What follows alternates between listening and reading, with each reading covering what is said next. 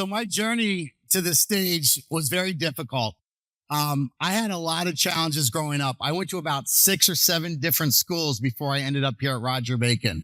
I went to Montessori schools. I went to private schools. I went to public schools. I went to really hoity-toity, private schools. And I never really felt like I connected.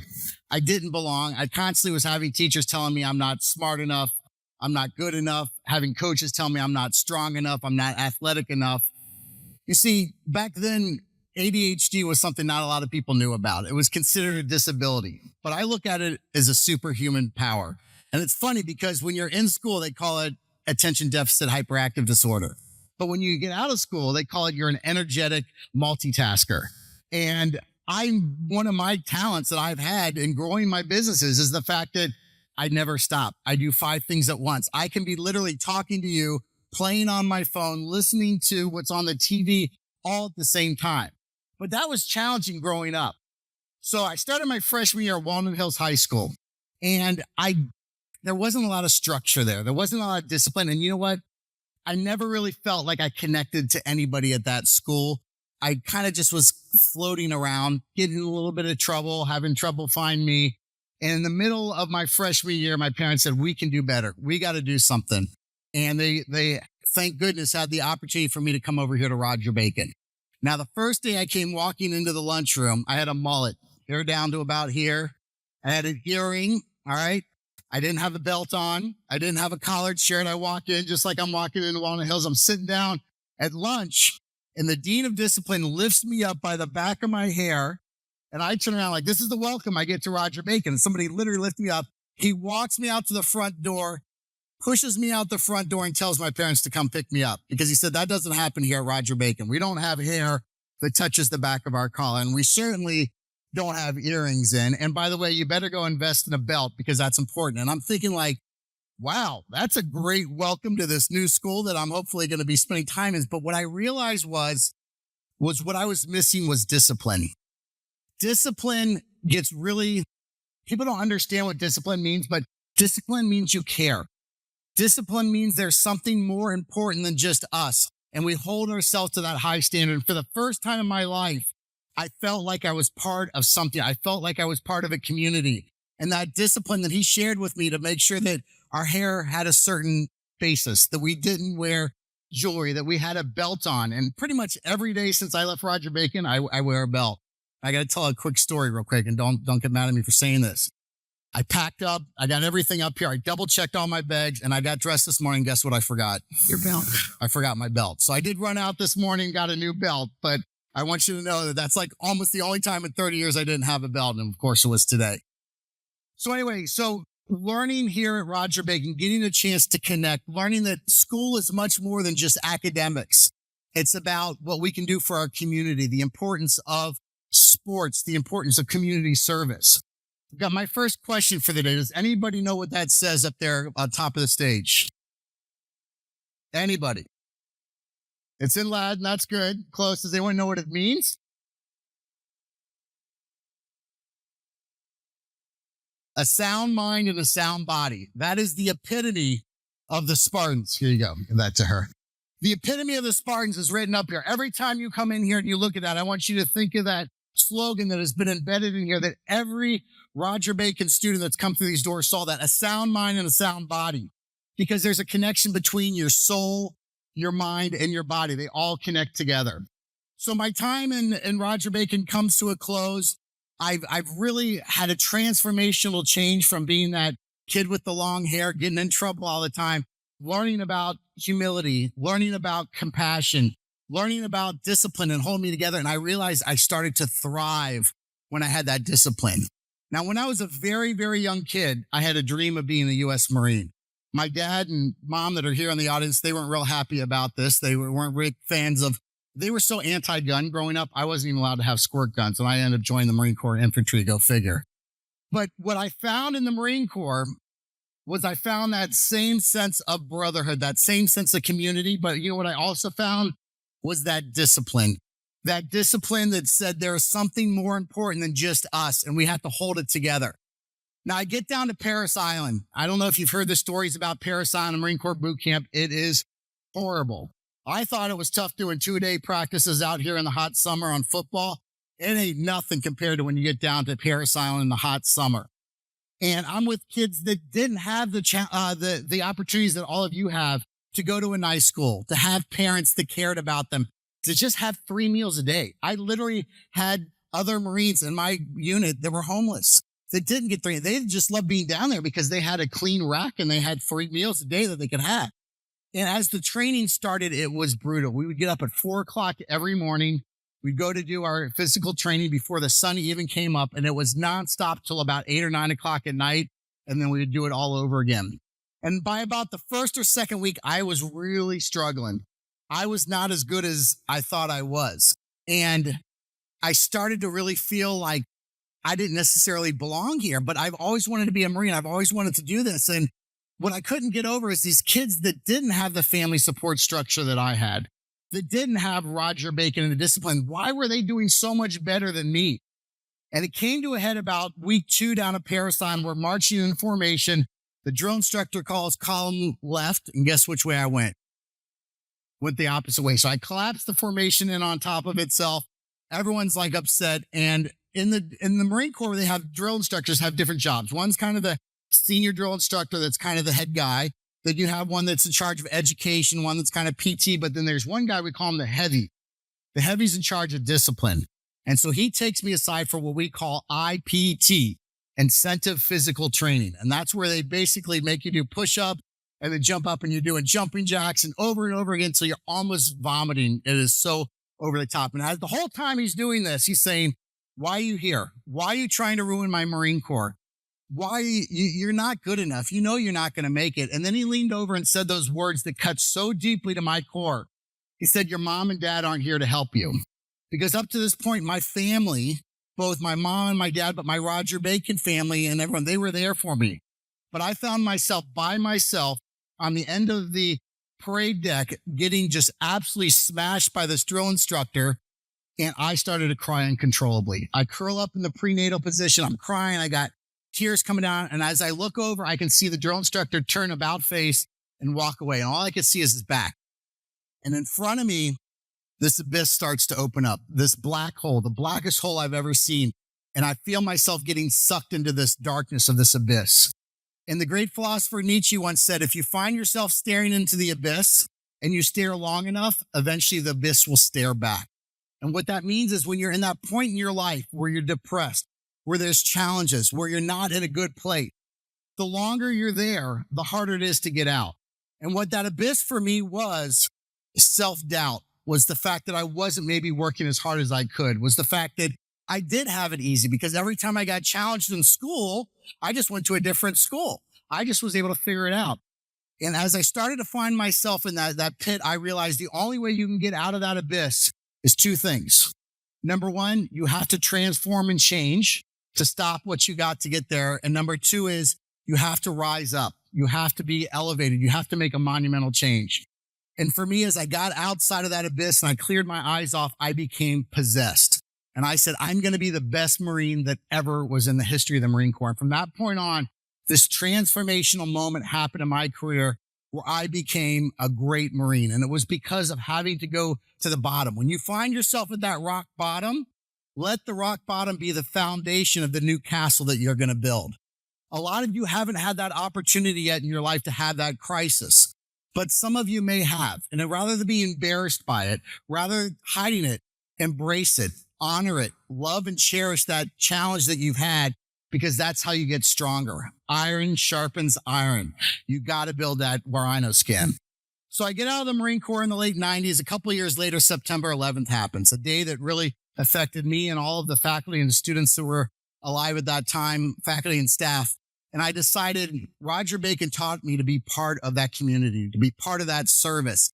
I wanted something more. I wasn't to go back in the Marine Corps, so I became a firefighter. This is me when I was about 3 or 4 years old. Anybody here live in the Gaslight District of Clifton? Anyone? So I was up over by Lafayette, if you know where Mount Storm Park is. That's where I grew up. So that was right outside of the space there. I got the bug to become a firefighter. And the thing about the Marine Corps is we have this incredible talent of taking things that are really fun and making them as miserable as possible. But in the fire service, we take things that are really miserable and we try to make it as fun as possible. What I learned here was, again, discipline, the importance of being followed. If you're not disciplined when you're going into a fire, it's real simple. You're going to die. It's as simple as that. You have to be disciplined about putting your air mask on, about checking your gear, making sure your batteries are charged up, all those little things. And I remembered the teachers that would get on me for missing a loop on my belt, or they're not wearing a belt. Why were they doing this? Well, they were getting me to pay attention to those details. It's so vitally important. And in this case here, is literally life and death. Well, as Rob was telling you, I got lost early on in a fire, and I wanted to create a product to help other firefighters not go through what I went through. And I invented this glow in the dark material, and I started selling it out of the trunk of my car. And I would drive around from fire station to fire station selling this glow in the dark material that I put on my helmet. So that way, when I would go into a dark building, people could see me, because that's what got me almost lost before was it's dark. You can't see your hand in front of your face. And what I would do is, instead of telling people that I'm selling you glow in the dark material, I would talk about, do you ever get disoriented? Do you ever get distracted in a fire and lose track of where you're supposed to be? And of course, all firefighters say, yeah, this happens all the time. Well, the solution I came up with, what if we use this glow in the dark material?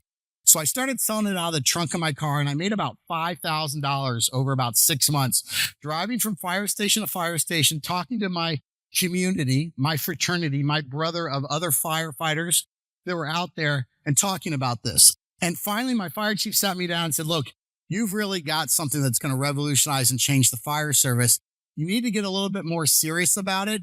And so I remembered a quote from Teddy Roosevelt, one of my favorite leaders of all time.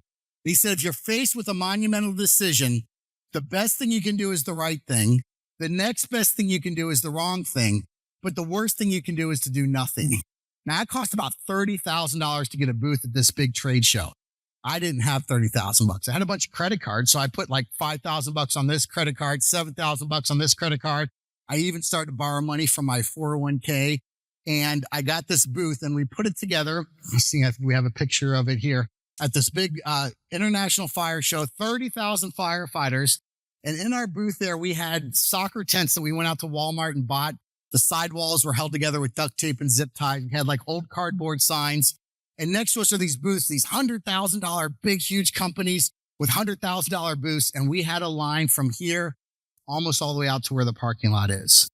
Well, over the next couple of days, people were going on and on. We had this line of people, and I sold almost $100,000 worth of product in 3 days. But I had a problem. I had no money left. I had no way to buy that material. I had no way to be able to fill those orders. And people started saying, Zach, you've got to return these orders. You got to cancel these orders. You can't do this. This is getting to the point where it's unethical, but it's almost getting illegal because people are placing these orders. And I thought of what I'd learned at Roger Bacon from our Spartan ancestors. Just because it was tough didn't mean they gave up. They found a way. When they got to that mountain path in Thermopylae, they decided, we're going to make a stand here. We're going to have a strategy, but most importantly, we're going to have that grit, that tenacity, and faith in the brotherhood, faith in each other. And that's what I did. I didn't know how I was going to fix this problem, but I knew I was going to do it. And so one thing led to another. The company really started to take off. I was able to fill those orders. I raised a couple $1 million of venture capital, kind of did Shark Tank, not the TV show, but locally some investors put in there, and the company starts taking off. And before you know it, I'm named Entrepreneur of the Year by the governor of the state of Ohio. I get invited to the White House. Everything is going great. The product is being used by about 80,000 firefighters in about 25 different countries. But never a mistake for those of you that take any economics classes or the teachers that teach business classes. There's a real difference between revenue and profit. You could have a company that makes $1 million a year, but you still make more money maybe if you're making $100,000 a year. Because if you're making $1 million a year, but it costs you $950,000 to hire employees and have HR and everything else, or you've got a landscape service and your only expense is that lawnmower, you can actually make more money. And this didn't make sense to me. So I get this CFO, I got this great team of people, and the CFO starts telling me, Zach, you've got to slow down. You're selling too much stuff, because there's this thing called the cash conversion cycle. How much time does it take from you to spend money until you can make that money? And for me, I first have to get this glow in the dark pigment. It takes about 3 or 4 months to get it. So I got to pay for that. And I got to pay up front because I'm a small startup. They're not going to give me credit. They're not going to give me an IOU. Then I have to take it to another company to have it formulated. Then I take it to another company to have it put into silicone. Then I take it to an injection molding company to inject it. Then I finally get it together. So that's like 3, 4 months. And then I sell it. But just because you sold it doesn't mean you're going to get paid. Sometimes these big companies don't pay on time. Not that they're trying to not pay you, but $100,000 for them is nothing. They maybe just moved the paperwork from one side of the desk to the other and they lost track of it. And so all of a sudden, I can see the money that we've got in our bank account going lower and lower and lower, but sales are getting higher and higher. And my CFO is getting really concerned. He's like, you've got to start, take the next month off and don't sell anything. I'm like, what does this bean counter know? He doesn't know anything. I'm a sales guy. All you got to do is if you sell, you'll eventually be able to solve that problem. What I didn't realize is that we were running out of cash and we had all this money that was tied up in those raw materials that hadn't been sold yet. So my family and I decided we're going to go on a vacation to Hawaii. It's the first vacation I'd been on in a couple of years. And I told my CFO, I'm not going to check email. Don't call me. Don't bother me unless there's a problem. Well, what do you think happens about 2 or 3 days in the vacation? Phone rings. I see his name. I immediately go cold. It's like, Zach, we got a real problem. The $100,000 check that was supposed to come in, it didn't show up. We've got a couple other expenses that we didn't know about. And I've got to prepare you for bankruptcy and filing for Chapter 11. Now, at this point in time, I owed $180,000 to American Express. Not me personally, but the company. But guess what? I'm the CEO owner. I'm the one that pays for it. American Express doesn't send you to collections like Visa does. They get attorneys after you. We had a $400,000 line of credit that we had out with the bank. And the only way the bank would do it is to have my house as collateral. So if I don't pay that $400,000 off, guess where they get it from? My house. So now he tells me that and he goes, we're not going to make payroll. I had about 10, 15 employees at the time. As soon as you skip payroll, it's over. It's game over. And I start thinking like, oh my God, not only am I going to lose this company where I was just 6 months ago, the governor called me the entrepreneur of the year. All this stuff looks great. Everything on the outside looks great. We're making money. I mean, we're making millions of dollars of revenue, but not necessarily profit. And I started to realize, oh my gosh, I'm going to get my house foreclosed. I'm going to go bankrupt. Like this is the end. I dropped the phone. I got a chill started in my arm. I could feel it going up like this. It hit my chest. My chest got really tight, like it hurt, felt like someone punched in the chest. And I realized I'm having a heart attack. I fall to the ground. I start crying uncontrollably. My wife's there. Thank God she's a physician. My son's there. He's crying. He's upset. And I see that abyss, the same abyss that I saw at Paris Island start to open up. That darkness, that black of that abyss started to pull me into it. And I realized that I was at the darkest moment of my entire life because everything I needed, everything I wanted, I put into this company. I was saving the lives of my fellow firefighters and I just killed it. I killed it because of my arrogance, because I wasn't listening to that CFO. I finally talked to my wife. She calls me out. She's like, look, you're having a panic attack. You're not having a heart attack. The best thing you can do is just to go outside and walk around. I'm in Hawaii. It's gorgeous. We got these beautiful white sand beaches and I get out there and I just start walking into the ocean. I have no idea what I'm going to do. I walk into the ocean and I go under the water and I think about, am I going to come back up above the water or am I just going to stay down here? Because I don't know if I can face what's going to happen next. I emerge out of the water and there's something really sacred about water. From the baptism to other things in there about cleansing your sins, about doing something. I could feel this energy, this negative energy get pulled away from me as I exited out of the water. I kind of worked my way up on the beach and I'm laying under a palm tree. I'm crying and I start to have a conversation with God. And I think one of the challenges with faith is that we only talk to God and ask for things when things are really good or things are really bad. But what about that time in between? Do we really say thank you? Do we really honor him and what he's done for us in our lives? And in my case, no, I wasn't. And I'm begging God. I said, God, please, if this is the end, then let it be the end. Help give me the strength and the guidance to get through this bankruptcy. I'm a warrior. I'm a Spartan. I'm a Marine. I'm a firefighter. I'll get through it. That's okay. I'll figure it out. I'll come up with a new company. I'll find a way to I'll get that stuff together.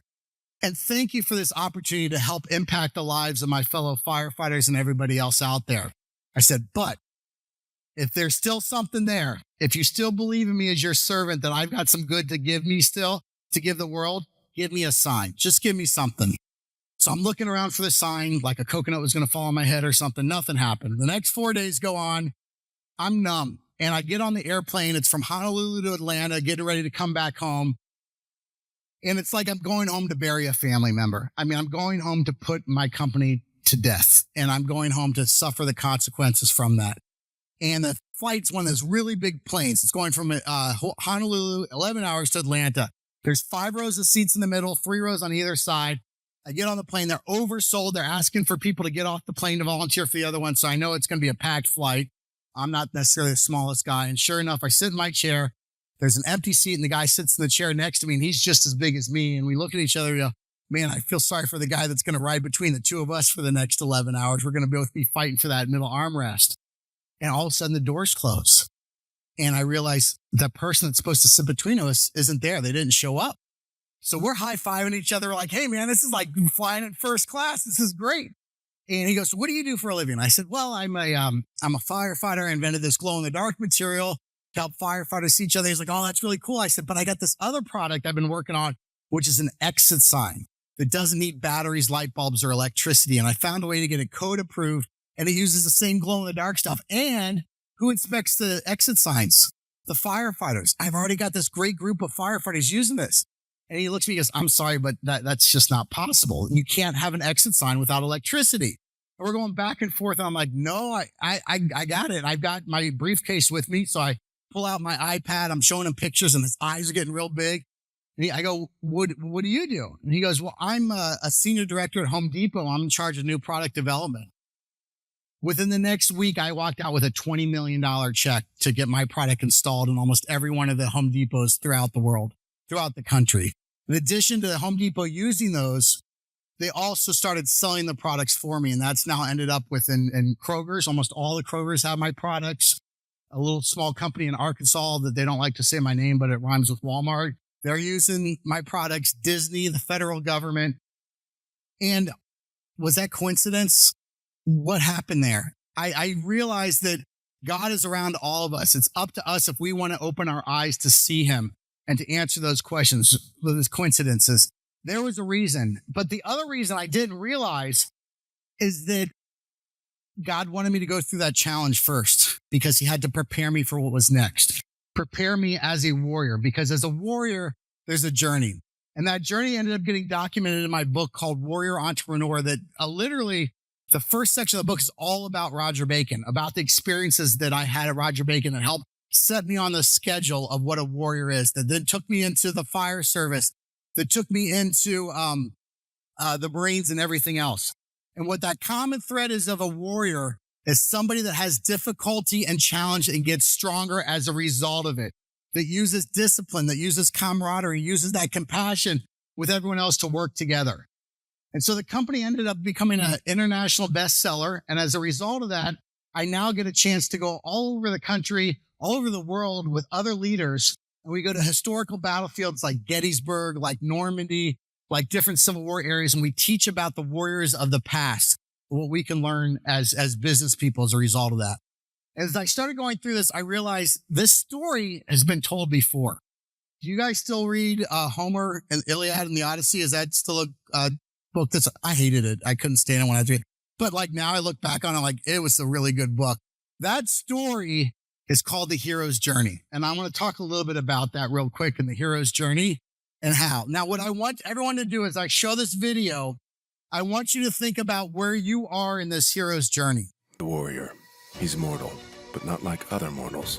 He's different. And not just because of his strength and brawn, but because of his hunger for victory. When most mortals settle, he seeks more. His thirst for adventure and achievement cannot be quenched by the mundane humdrum of ordinary life. Deep within his heart is his calling, something bigger than himself, something which, if ignored, will eat him alive, which he cannot allow, no matter what. But while the warrior is strong, he's not strong enough to pursue his destiny alone. Every victorious hero needs a mentor, which is why he chooses his carefully, someone with a lifetime of wisdom and guidance to share. And while the mentor can't accompany the warrior on the front line, he can help him pave the road to battle, brick by brick. He's ready. He's been preparing for months, and the time has come.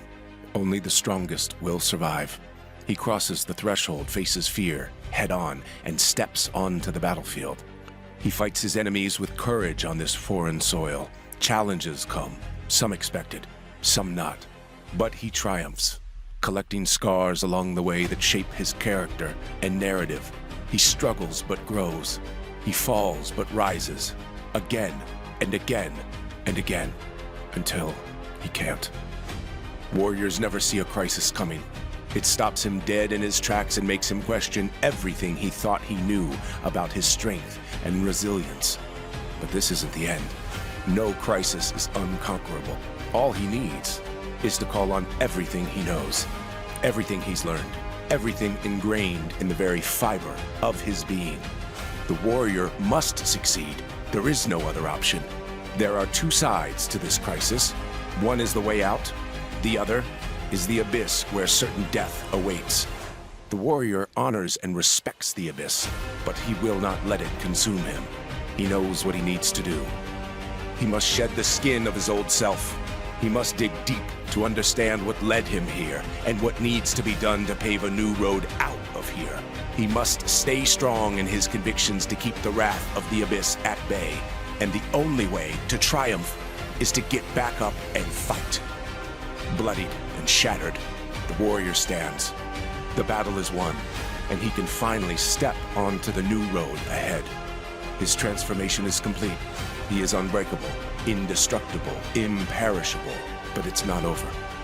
Now, he needs to accept his new role, rising the ranks from warrior to commander. He has important work to do now, raising other leaders, being their mentor, and teaching them to survive on the blood-stained battlefield. He must raise the warriors of the next generation, keeping the momentum going, keeping the legacy alive, keeping the heart of the warrior beating now and forever.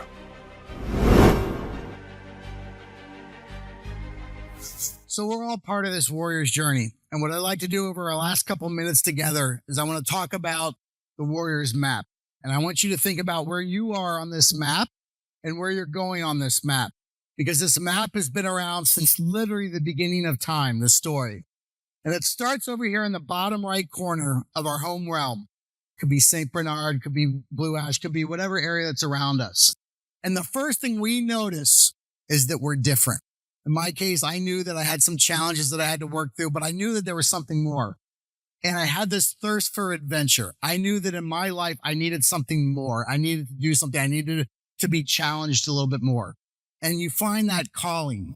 And in my case, the calling was the Marine Corps. From a very early age, I wanted to be a Marine. I loved that idea of warriors and the stories of the warriors of the past. And then finally, you're going to meet a mentor. And the mentor is somebody that spent time outside of that home realm, outside of the safety of everything that we knew and where we grew up. And they tell us about the adventure that lies outside of that wall. Now, raise your hand if anybody here has seen the movie Star Wars, the original one. All right. I should hope to see all of your hands up. Those of you who don't have your hands up, that's part of your homework assignment to see the greatest movie ever made, Star Wars. What about Harry Potter? Has everyone seen the Harry Potter movies? Okay. So I want you to think about that. So in Star Wars, we've got young Luke Skywalker. He's on his home planet. He's a vapor farmer. I mean, talk about boring and mundane, but he loves to fly jets and he wants to get a chance to go fight the Empire and to go out. And he meets a mentor. Who is the mentor that Luke Skywalker meets? Say it again. Obi-Wan Kenobi. That's correct. So they notice that difference. They have that thirst for adventure, the calling, and then they meet that mentor. So in case of Luke Skywalker, he meets old Ben Kenobi, Obi-Wan Kenobi, who was a Jedi Knight, who starts to tell him about what life was like on the other side of that wall. And from there, we eventually cross that threshold. And the threshold is a very significant thing. So for you, that threshold may have been the first day you walked through these doors of Roger Bacon. Even if you walked through those doors of Roger Bacon and you left the next day and never returned, you would always remember that time that you crossed that threshold, you made that change. For me as a Marine, the big threshold was when we got down to Parris Island. We stood on the yellow footprints. We walked through the silver hatches, and they tell you that once you walk through the silver hatches, you can never walk back out of them. And there were people there that got kicked out within the first 48 hours because maybe they lied about an injury or drug use or something like that. They will always talk about That time when they got that little taste of something on the other side of the threshold. Let's go back to Harry Potter. What was the threshold that Harry Potter crossed over? Anyone? Yep. But there was a specific threshold before Harry got to Hogwarts that he crossed over that was the difference between the Muggle world and the Wizarding world. What was it? Like the thing, the transportation. Platform what? 9 There you go. Good job. Platform 9 3/4. Come down here. I got something for you for answering that right. Come here.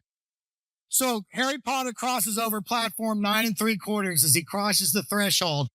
And we can see platform 9 3/4 over here. We can see on the other side the threshold that we crossed at the Marine Corps. Congratulations. Good job. So when you cross that threshold as that warrior, you realize that something's changing, something's different. And then once you get through that threshold, that's when things get really tough. So for you football players, you athletes out there, that's when we start two-a-days. That's when we start our summer off season training, and it gets more and more difficult. What do we do when we go in the weight room? We lift weights. We lift heavy weights. Why are we doing that? We're putting stress on our muscle because that's the only way your muscles can strengthen and grow. For me, when I got down to Paris Island and I was having the challenges of the physical fitness and the discipline, I was failing. Even though it was hurting me, I was getting stronger. Early on in my time in the business, like I was telling you about, when I was suffering, having those challenges, that was part of my journey to help me manage the company when we were making tens of millions of dollars a year. And things were a lot more difficult than it was when I shared that story with you. But I was trained because I started to build up that rhino skin. You start to build that. It's in those trials and tribulations and that challenge is what's going to get you through that. That is what discipline matters. And that's where community matters. You have to have your brothers and sisters on your left and your right. Eventually, you are going to come to a point in your time where you have a crisis. It may be in a couple of years from now in college. It may be a few years after that. But at some point in time, there's something's going to happen. It could be an illness. It could be a problem with drugs or alcohol. It could be a problem with abuse. It could be a whole host of other things, a mental illness. And we're going to find that crisis and we're going to eventually find our own abyss that I talked about before. And it is in that abyss is when you have clarity. That's when the warrior makes that transformation from being that normal person to that transformation. And you shed your past, you conquer your fears, you stop what got you in there. Because some of these crises are self-induced. We're hanging out with the wrong people. We're doing the wrong stuff. And we realize in order to shed our past, we need to come up with a new community, a new group of people that's not going to tear us down and build us into that. And when you conquer your fears, you then move on to this new area. And this is one of my favorite movies called The Godfather. I don't know if any of you have seen it. It might be a couple of years from now till you want to see it.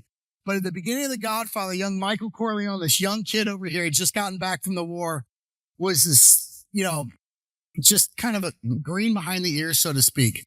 But then he got involved in his family business and he ended up doing some really horrible things and getting involved. And he had this transformation and eventually becomes the Godfather at the end of the movie. And the transfer, look at his face. Look at the difference between the face of these things. It's because of the crisis that Michael Corleone had during that movie, The Godfather, that we all go through. Once you get through that victory of the crucible, that's when you become the Spartan. That's when you've earned the right to carry that shield and carry that spear and to move on to those other areas because you built up. And as you start to get better, you're doing more and more. And then eventually you start helping other warriors. So for you seniors, you're helping the freshmen find their way around the classrooms, find their ways around the halls and the sports teams and that type of thing. You start to pay it forward because true leadership is developing other leaders, is building other leaders that are out there. And so that new road comes ahead and you start to become this visionary. You become this person that has seen it and been there and done that. And you did that because of the challenges and the difficulties that happen. And then eventually that visionary, when you're spending a lot of your time, you retire. So in the case of the military, it's very, very real. You take your uniform off for the last time, you don't put it back on. But you continue to serve. You're still a warrior that's out there. And then from that point, you go ahead and you move on. And so a visionary is like a Steve Jobs. Steve Jobs became a visionary because did you know he got fired from his own company?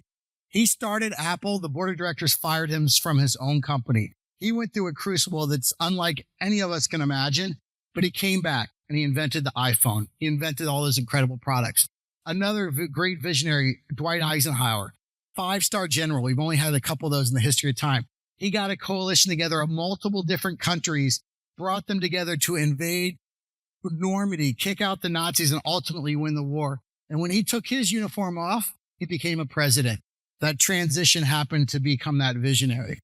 And then finally, we share that knowledge with others. Your teachers have been through their crucible. They've had a chance to shed their past and move on, but yet they still want to pay it forward. They want to do things. And then eventually, you're going to find this future warrior. And what I really want you to pay is the very bottom left corner of this page. You see that? That's that mentor that's going back and talking to that young warrior that's inside that threshold and telling them about what life's like on the other side. So think about all the bad things that have happened in your life. Think about all the challenges that have happened. Think about, instead of those being bad things, think about how they can make you stronger. Think about the community that you have here at Roger Bacon. This is only 4 years of your life. You're arguably going to live to be about 100 years old. That's 4% of your life. But I can tell you right now, these will be the 4 of the most formative years of your life, memories, and things are going to be difficult. And I ask you to push through that difficulty, to work a little bit harder, to push a little bit more, because that's what we do as Spartans.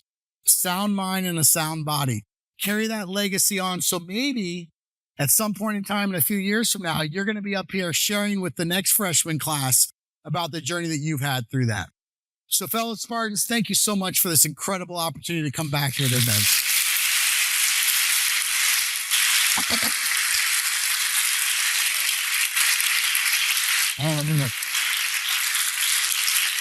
So with that, we still have 10, 15 minutes. Is that right? I know our girls soccer team's getting taken off. You guys, good luck. Bring home a win for us. Let's give them a round of applause for our girls soccer team. Can they go on and get it?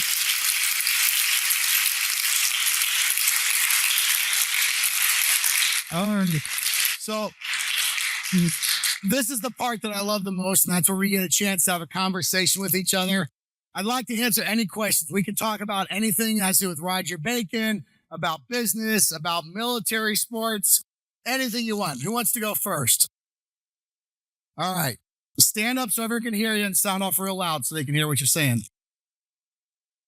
The question was, how long was I a firefighter? So I was a firefighter from about 2002 till probably about 10, 12 years. So next question. Come on, man. These are easy questions. I can't be giving you out presents like that for easy questions. I was in for about 91 to about 99. It's better be a better question than that. Go ahead. So the question was, how tough was the training for military? It was exceptionally difficult. It was physically difficult, but more importantly, it was mentally difficult. Now, I did both the officer program and the enlisted program where I got a chance. So as an enlisted Marine, you're trained instant obedience to orders. And that includes from the second you wake up, coming to attention at the end of your bed, doing physical fitness and everything else. They don't want you to think, they want you to instant obedience to orders. As an officer, it's different because the officers are leading the Marine. There, the discipline was still tough, but they wanted you to think. So what they would do is instead of telling you, when I say they tell you everything to do, they literally, everything is done, how to get dressed by the numbers. Put your left sock on, you have 3 seconds, 3, 2, 1, go. Right side on, do that. Everything's done. Well, as an officer training, they basically say, here's what you need to do for the rest of the day. Go do it. And they just sit back and evaluate you. But the physical training was equivalent to probably what the buds go through at the SEALs at Officer Candidate School. Brutal physical training, but the mental toughness wasn't as bad. So, all right, Ethan. What's your highest rank and most job? So I finished up as a corporal, which is the first rank of what's called a non-commissioned officer. My job, I had a couple different jobs. I was originally school trained in artillery, and my job was what's called fire direction control. So artillery, you have 2 calculations. One is the up and down, and one is the left and right. And we would have forward observers that are out in the field, and they'd say, okay, I see the enemy there, 500 meters, and they're at this percentage or this calculation on distance. And then I would calculate that up, set it down to the gun line, in this case, the mortars, and they would drop bombs on them. And then eventually I moved from that into a cold weather infantry unit, and I did the same calculations for mortars. All right, let's get one from over here. Great question. So I think the question was, what inspired me to join the military? For me, it was what I learned here at Roger Bacon. It was having that sense of belonging. It was having that community. It was realizing that the discipline is really what made me who I was. The discipline is what I needed to thrive in. And for me, especially in the Marine Corps, because the Marine Corps is considered one of the more elite units, I really wanted to push myself to do something that was a little more challenging than what I thought is for everybody else. All right. What about back here? Any questions by over here on the left?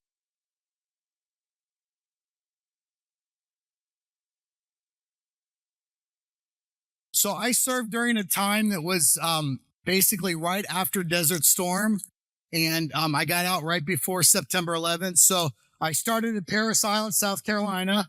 From there, I went to infantry school at Camp Lejeune, North Carolina.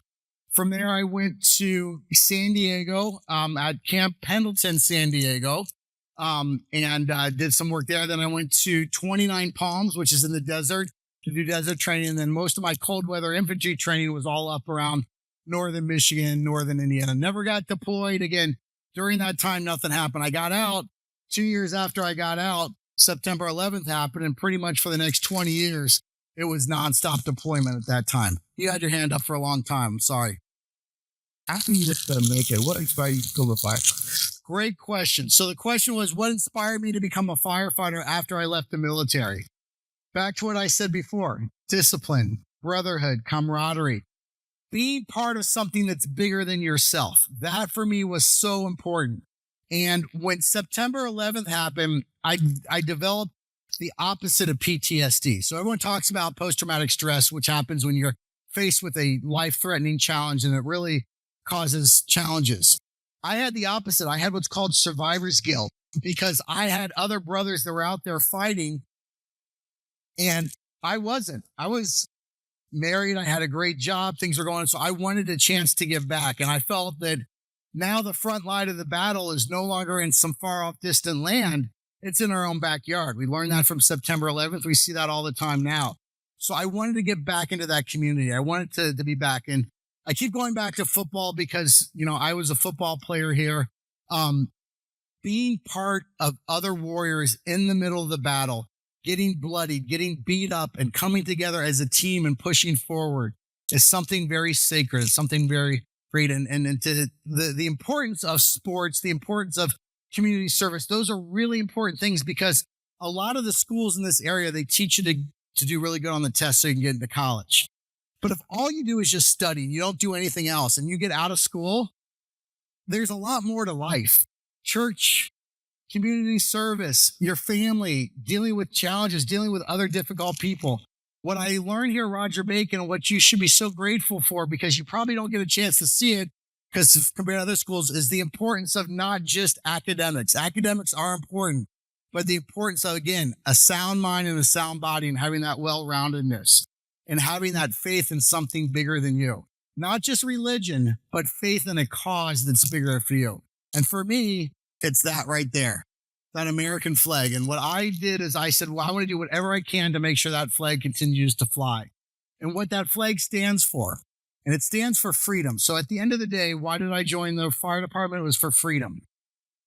And one thing, and not to get on a tangent here, but I used to get really upset when I'd see people kneel for the flag, or I see people not take their hat off for the flag. But then I realized the ultimate sense of freedom is to be able to do that. And for you as a warrior to give up and sacrifice so you have the right to disrespect the flag, the right to do things. Because at the end of the day, to have somebody that disagrees with you so strongly, but you believe in their right to disagree with you, that's what makes us America. And that's what's so important. And we all have a job to do to defend that in one way or the other. All right. Back left corner there. Stand up and sound off, because remember, I was in artillery, so I can't hear that well. I got my ears all blown up. Great question. That's great. So the question was, who was my mentor? Well, one of my mentors was a teacher here. Many of you didn't get a chance to meet him. His name was Tom Roble, and he taught health up here. And everybody that met Mr. Roble, he changed their life like you wouldn't believe. He was one of the first teachers my freshman year that said, "You're different. I know there's something special." He inspired me to do better. He inspired me to do more. Well, unfortunately, Mr. Roble died, 10 years ago, 15 years ago, probably. And it really affected me because he believed in me. And I came here and he was actually right here where I'm standing. He was laid in state, his body. And I went to the visitation and the line went up and down every one of these hallways out into the parking lot and around the parking lot. It was probably thousands of people. And as I shared that story about him being my mentor and him telling me he inspired me, every other person in line shared that same story about Mr. Roble. So that was one of my first mentors that I had. When I got out of school, our next door neighbor growing up was a very successful business person. He had a Ferrari in his driveway, and I just loved looking at this Ferrari. I thought it was the coolest thing in the world. I'm like, one day I want to be like him. I want to have a Ferrari. I want to be successful and do that stuff. And in college, he helped tell me about the different classes to take and what to do. And in business, he helped put that stuff together. And I still keep in touch with him today. So he's been a great mentor of somebody that I emulated, wanted to be like. All right. What do we, let's get somebody over here, right there. You, yes. So the hardest part about being a firefighter, we have a saying in the fire service that, we have to be at our best when you're at your absolute worst. If you call 911 and I show up at your house, that's a really, really bad thing. Your grandmother's having a heart attack and dying. You just cut your finger. The house is on fire. So for me, it was seeing people and seeing absolute utter devastation. It was doing CPR on a living room when the whole family's around and we have to make the decision. Do we continue to do CPR or do we go ahead and let it pass? Those were the difficult things, seeing children that were hurt or injured. But for everything that happened to, there was also the opposite, the good part of that, which was when good things happen and we were able to save people or able to bring people out to make a difference. So that was really special. Over here, brown shirt. How old were you when you decided to join the Marine? How old were you? I was about 5 years old when I decided to join the Marine Corps. And I remember it because I was with my grandparents out in Los Angeles and we were taking a train ride down to San Diego. We went in and I was probably 5 or 6 years old. And I walked right up to the Marines at Camp Pendleton and said, "Hey, I'm ready to join." They looked at me and they said, "Okay, well, why don't you come back in a couple of years?" And they gave me a poster, this poster that I'm sure my fellow Marines remember, the one with the K-bar and the face paint and everything like that. And I had that. Actually, my locker, which was like right over here, if you open up my locker, everything inside my locker, I took the Marine Corps brochures and cut it up and pasted it on there. So I knew at a pretty early age that I was going to do that. From the firefighting, you saw the picture of me up there as a little kid. I mean, what little kid doesn't want to be a firefighter? You get a chance to play with the hose and ride on the fire trucks and do that stuff. I always wanted to be a firefighter, but I never thought I'd have that opportunity. But again, when September 11th happened and we saw those people going into the building when everybody else was coming out of the building, and I saw that warrior space, I saw that time that was a little different. I realized, okay, that's something I really want to do. So we've got time for one last question. Jumping up over here, we got your last question, and then we're going to go ahead and call it a day. So like I said, I share with you, Mr. Roble was probably my favorite teacher, but I had several teachers that really inspired me. Mr. Starkey, I don't know if you guys remember him. He was one of the football coaches and was a wrestling coach. He was very inspirational for me. I had a lot of those teachers that really impressed me, but I will tell you right now, what you guys have, Roger Bacon has kind of gone up and down, and we had some challenges about 10, 15 years ago. And there's been one teacher, one person that I think has really been responsible for the renaissance that's happened here at Roger Bacon to make this the incredible school we have, and that's Mr. Shad. And Mr. Shad has been an absolute inspiration to me, and I wish I could have been one of his Marines when I was serving under him. And you should all be very blessed to have somebody that lives that Roger Bacon spirit and cares so much about each and every one of you. So, thank you.